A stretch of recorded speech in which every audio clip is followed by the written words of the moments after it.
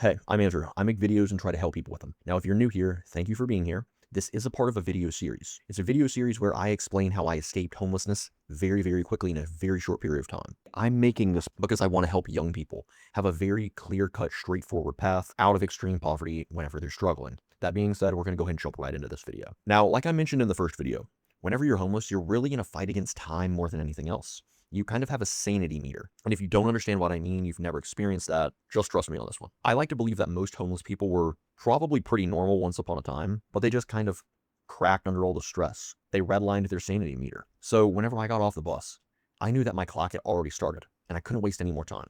If I didn't start making smart moves immediately, I was going to spiral out of control. I had to make a strategy and I had to stick to it militantly. And there were two strategies that really saved my life. The first was the strategy of interior lines. Now, I have some really nice shoulders, but I'm not a military guy. However, I do understand the strategy of interior lines because I've used it almost my entire life. The strategy of interior lines states that the less time it takes you to move, to resupply, and the closer you are to a target, the easier it is to concentrate force into that area. See, I knew if you only act quickly, you can be the most motivated person in the world. You're still going to end up just running around like a headless chicken. But if you act quickly from a central location, headquarters, if you may, you go from aimlessly sprinting to being able to concentrate force. I needed a place that I could show up every single day and it wouldn't look weird. I needed a place that was close to jobs, shops, the gym, laundromats, and the bus stop. Headquarters that I could operate out of. And for me, that headquarters was the YMCA. Now, not only is the YMCA actually a gym, and it's got lockers you can rent, so I have some place to keep some of my clothes and my legal documents, but there's so much to do there. And there's almost always a branch of the YMCA, at least, downtown, right where the bus hub is, right where the shops are, right where the jobs are, right where the laundromats are. These were my interior lines. These were my headquarters. It's one of my absolute non-negotiables. If you're in a tough spot, you have some place to operate out of. Strategy 2, camouflage and marching on your stomach. One of the biggest, if not the biggest expense when you're homeless is food. If it's not your biggest expense, you're going to max that sanity meter we were talking about out really quickly. Think about it. You're under massive stress. Stress most people will never experience anything close to. You're not sleeping much. Every night is very, very cold. If you're like me, you're a little OCD, you're not going to get to bathe as much as you like.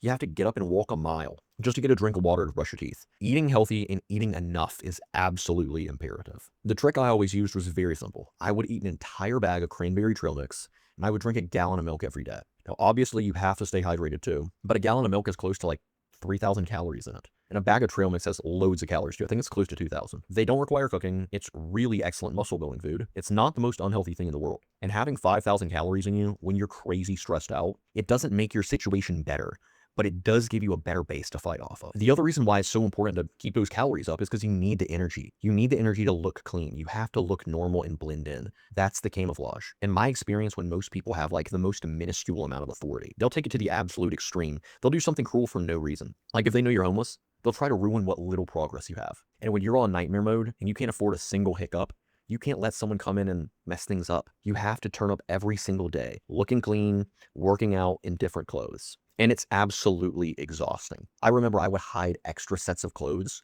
up in the roof tiles of the YMCA just so that I'd have something different to wear every day and blend in. I remember I like got like a taper fade, like a fucking taper fade when I was homeless, just so I could look like an average NPC. But those two early decisions, getting the gym membership and staying downtown, that's what gave me the foundation that I needed. And everything that came after that, from job interviews to looking for an apartment, it was all built on me having a safe base to operate out of and staying clean and presentable.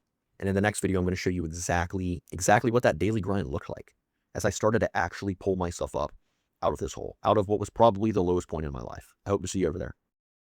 Hey, if you made it this far, thank you for watching. If these videos helped you even a little bit, consider subscribing. It really doesn't cost anything, and it helps me keep making real, no BS content for young people.